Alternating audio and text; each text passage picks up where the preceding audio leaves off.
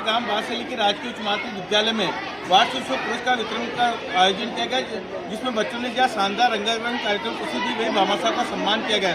इस अवसर पर हमारे बीच में है संस्था प्रधान सीमा खंडेलवाल, जो कि ये बताएंगे कि आज स्कूल में कार्यक्रम में क्या क्या कार्यक्रम आयोजित हुए और आप क्या मैसेज देना चाहते हैं।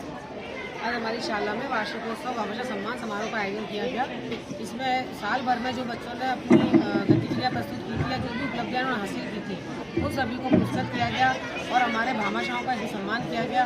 इस तरह के वार्षिकोत्सव सरकारी विद्यालयों में होने चाहिए, जिससे बच्चों को उत्साहवर्धन होता रहे और बच्चे इस तरह से आगे अच्छे अच्छा करने के लिए, बेहतर करने के लिए प्रोत्साहित होते रहे। Thank you. मैं आपको बता दूं, प्रतियोगिता में तो आगे रहती है, आप निजी विद्यालयों में देखे होंगे, लेकिन आज जो कि बासली स्कूल में जो कार्यक्रम बच्चों ने प्रस्तुत किया वो वाकई में काबिल तारीफ था और यहाँ के बच्चों को पुरस्कार देकर सम्मान किया गया। यानी कि यहाँ के बच्चे पढ़ाई के क्षेत्र में भी काफ़ी आगे और काफ़ी अच्छे अंकों से उत्तीर्ण होते हैं। तो आज उसके निकले बासली ग्राम में भव्य वार्षिक वितरण और भामाशाह समारोह आयोजित किया गया, जिसमें काफ़ी संख्या में गणमान्य लोग मौजूद हैं। मैं अनिल कुमार पार्षद, बदलता पुष्कर संपादक। मैं कोई फेरी अकल दौड़ी हूँ जो देर से आऊंगा। बता आज खाने में क्या बनाया है? दाल चावल बनाए। रोज रोज दाल चावल और कब कुछ बनाना सीखेंगी? मैं तेरे ससुराल वालों को क्या जवाब दूंगा? लड़की कुछ बनाना नहीं सिखाया। बापू मेरे को खाना बनाना छोड़ ना लागे। देख छोरी, ज्यादा हीरोइन मत बन, अपने घर के काम काज में ध्यान दे ले थोड़ा बहुत। बापू थोड़ा बहुत अपने घर के काम धार में दे ले। मैं तेरी शादी के लिए छोरो देखने की हूँ आज। बापू पहले थारी छोरी की उम्र तो देख। मार से ज्यादा बक बक कर ले, उम्र कम में क्या तेरी? बापू मैं पढ़ना चाहती हूँ, लिखना चाहती हूँ, अपने पैरों पे खड़ा होना चाहती हूँ। देख छोरी, तेरे पैर है ना, यही तोड़ देना है। थोड़ा बहुत अपने घर के कामदार में ध्यान दे ले। बापू तुमने ताने दे दे के तुम मेरी माँ को मारते, आप किसको मारना चाहते हो? देख छोरी, जिस घर में तेरी माँ की नहीं चल पाई, उस घर में तेरी तो क्या चलेंगी? के घर के दीपक होते भले लड़के घर के दीपक होते हैं, पर रोशनी भी बेटियां कम नहीं देती। देख छोरी, ये किताबों का भूत है ना, तेरे सर पे चढ़ गए हैं। किताबें कहाँ है? नहीं बापू, नहीं नहीं नहीं। हेलो चौधरी साहब, वो पानीपत के रिश्ते को फाइनल कर दीजिए। पढ़ लिख के कुछ बनना चाहती हूँ, अपने पैरों पे खड़ा होना चाहती हूँ। देख छोरी, पढ़ना तो पढ़, नहीं तो तेरी शादी कल के कल ही होगी।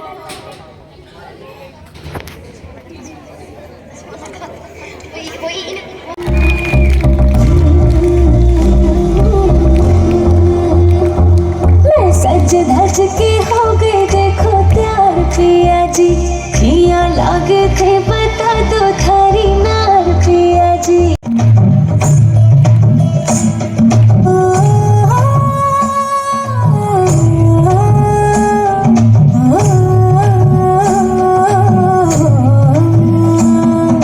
लटपट लटपट कमर दामिनी अधर रागिनी हो।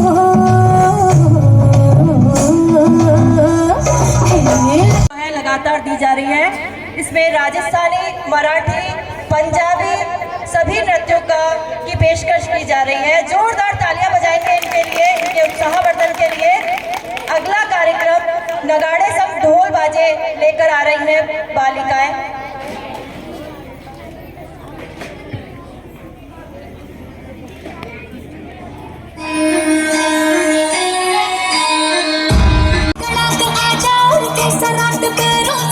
जरा खोल नगाड़े संग ढोल बाजे, ढोल बाजे, धाय धम धम धाय। नगाड़े संग ढोल बाजे, ढोल बाजे, धाय धाय धाय।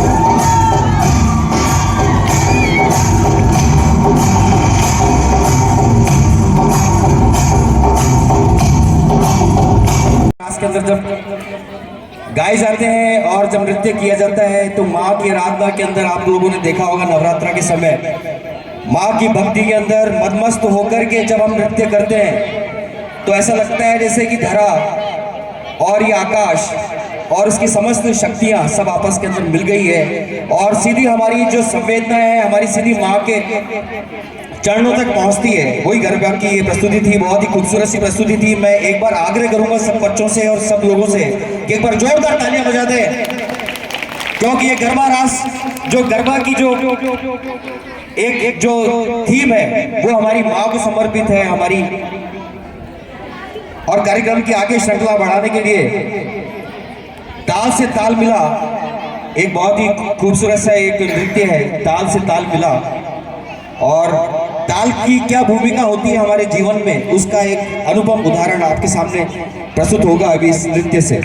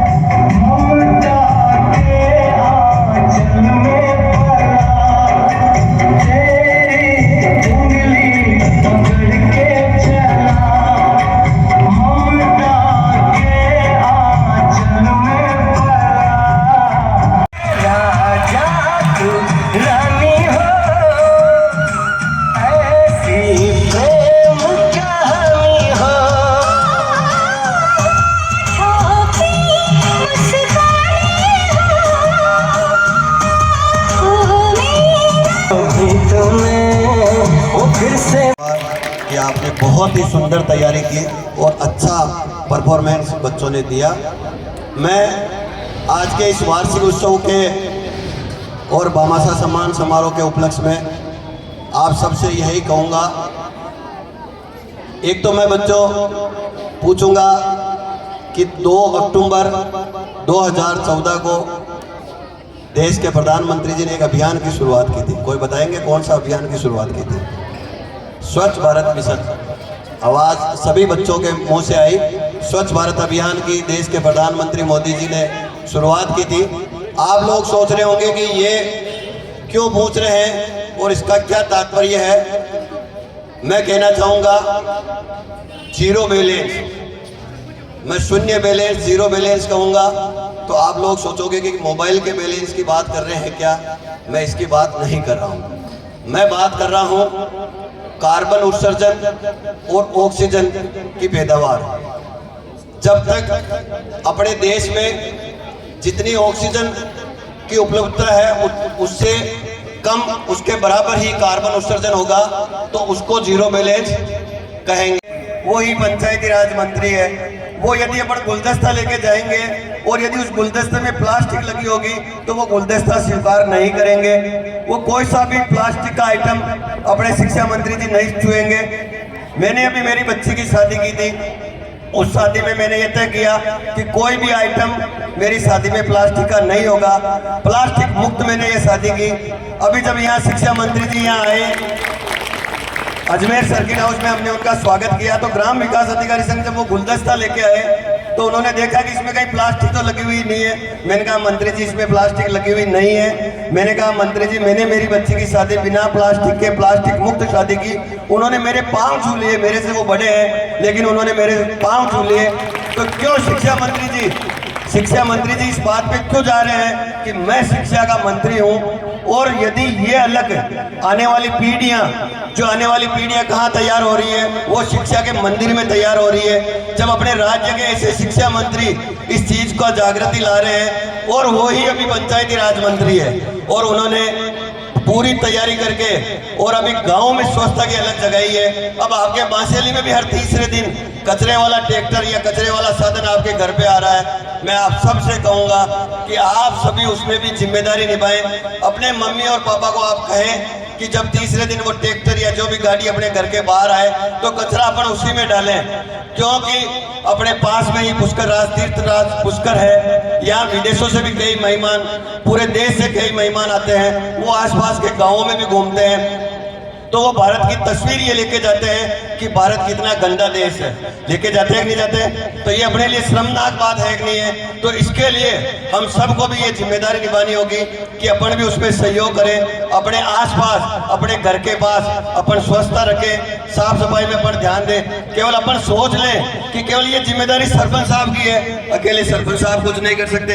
ये जिम्मेदारी केवल प्रधानमंत्री जी की है, अकेले प्रधानमंत्री जी कुछ नहीं कर सकते। तो मैं यही कहूँगा आज के इस वार्षिक उत्सव के उपलक्ष्य में कि आप लोग भी 2047 की कल्पना में अपना योगदान दें। अभी जैसे बच्चों को कितना अच्छा मैडम ने तैयारी करके कार्यक्रम कराए, कितने सुंदर कार्यक्रम किए, तो इसी तरह अपने को इस तरफ भी ध्यान देना होगा। मैं कह रहा हूँ बच्चों, कोई भी जो आप मन में, आप अपने मन में कोई प्रण कर लोगे, कोई संकल्प कर लोगे कि मुझे ये बनना है, मुझे ये करके दिखाना है, तो कोई बड़ी बात नहीं है। आपके सामने मैं 2-3 उदाहरण दे सकता हूँ। एक मछुआरे के घर में जन्मे हुए एपीजे अब्दुल कलाम, जिन्होंने पूरे देश को संबित कर दिया था, वैज्ञानिकता में नाम करके देश के राष्ट्रपति वार्षिकोत्सव और भामाशाह सम्मान समारोह का आयोजन कर रहे हैं। वार्षिकोत्सव कुछ साल पहले तक केवल प्राइवेट स्कूल्स के अंदर ही मनाए जाते थे और कहीं ना कहीं हमारे सरकारी स्कूल के बच्चों के मन में ये बात आती थी कि ऐसे वार्षिकोत्सव हमारे यहाँ भी हो, क्योंकि स्वाधीनता दिवस और गणतंत्र दिवस तो 2 अवसर होते ही हैं। लेकिन उस समय हम भी बच्चों को एक उसमें बांध के रखते हैं कि नहीं, देशभक्ति कार्यक्रम होंगे, ऐसा कार्यक्रम होगा, वैसा होगा। वार्षिकोत्सव निश्चित रूप से ऐसा एक मंच प्रदान करता है बच्चों को, जहां बच्चों की प्रतिभा खुलकर सामने आ सकती है। वार्षिकोत्सव हमें भी मंच प्रदान करता है जहां हम भामाशाहों का सम्मान कर सकते हैं, गाँव वालों से जुड़ने का हमें अवसर मिलता है, बच्चों को अपनी प्रतिभाएं यहाँ पर परिष्कृत करने का अवसर मिलता है। इसलिए निश्चित रूप से ऐसे वार्षिकोत्सव सराहनीय हैं। आज शाला में जिन बच्चों ने उपलब्धियों के साल भर में उन्होंने विभिन्न अपने क्षेत्रों में उपलब्धियां हासिल की है या अच्छा प्रदर्शन किया, उन सभी को यहाँ पर पुरस्कृत किया जाएगा। साथ में हमारे जो शाला के हमेशा सहयोग करने वाले और भामाशाह फॉरएवर हैं, उन्हें भी यहाँ सम्मानित किया जाएगा। मैं आप सभी को मंच के माध्यम से बताना चाहूँगी कि हमारी शाला में जो बच्चे हैं, नामांकित बच्चे हैं, उनमें बालिकाओं का जो अनुपात है वो ज़्यादा है। और हमें अभी आश्वासन मिला है कि हमारी शाला में विज्ञान संकाय खुलने वाला है, तो हमारे लिए बहुत अच्छी बात है कि अब बच्चों को विज्ञान पढ़ने के लिए हमारा स्कूल छोड़ना नहीं पड़ेगा। तो विज्ञान संकाय खुलने के लिए मैं सभी को अग्रिम बधाई देना चाहूँगी। साथ ही शाला में आज जो कार्यक्रम आयोजित हुआ, वैसे तो मजेगा जी ने उसकी तारीफ इतनी की है, वाकई में हमारे छोटे से लेकर बड़े बच्चों तक जो कार्यक्रम हमारे शाला परिवार ने तैयार किया, उसके लिए सभी को बधाई दूंगी। मैं आपको बताना चाहूँगी कि हमारे शाला का जो परीक्षा परिणाम है वो भी मात्रात्मक और गुणात्मक दोनों दृष्टियों से ही बहुत अच्छा रहता है। साथ में शाला के जो बच्चे हैं वो सभी क्षेत्रों में, चाहे वो शैक्षिक हो, सशैक्षिक हो और सांस्कृतिक हो, सभी में अच्छा प्रदर्शन करते हैं। पूरे वर्ष भर जैसी भी गतिविधियाँ विभागीय आदेशों के अनुसार हम लोग आयोजित करवाते हैं। मैं मंच के माध्यम से आज हमारे बीच में मजेवला जी पहली बार स्कूल में आए हैं। मैं एक बात से इनको अवगत कराना चाहती हूँ कि हमारे स्कूल में 26 जनवरी और 15 अगस्त का जो कार्यक्रम होता है, उसमें हमारे पंचायत के प्राइवेट स्कूल्स भी अपनी प्रस्तुति देने आते हैं। तो उस समय हमें थोड़ी सी कंजूसी करनी पड़ती है कि बच्चों को कम संख्या में लाएं, क्योंकि हमारा परिसर बहुत छोटा पड़ जाता है, मतलब परिसर का आगे वाला हिस्सा। तो अभी महीने भर पहले हंसराज जी वैष्णव और दिनेश जी पवार और सरपंच साहब ने एक पहल करते हुए हमारे पीछे वाला जो हिस्सा है परिसर का वो बड़ा है, अच्छा उसमें स्पेस है, तो उसमें मंच का बनाने का हो सोनी सोनी सी कुड़ी नो मौज में रहने देना, दुनिया क्यों निशानदार कुड़ी करने की कमाल, इसे छोड़ने दे अपनी नींद को, कुड़ी नो मचने दे मचने दे।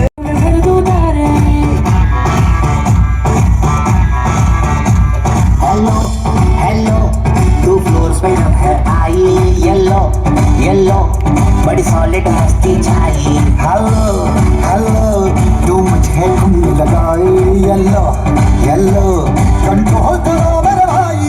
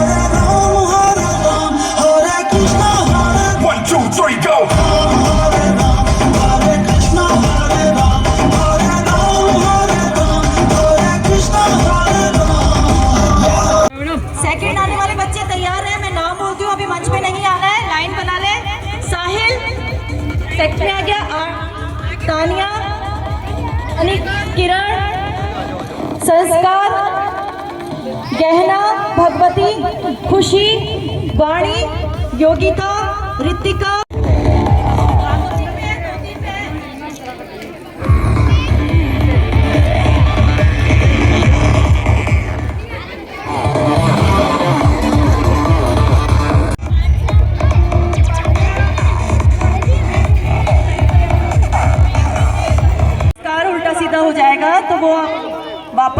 ही दे दिया जाएगा। 10th प्रथम रही थी।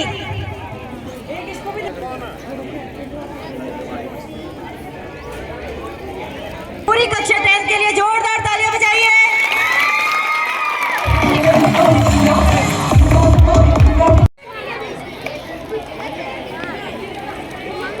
बाल समारोह भाग लेने के लिए कक्षा 11th की रिंकू, 12th में दीपिका, इसके अलावा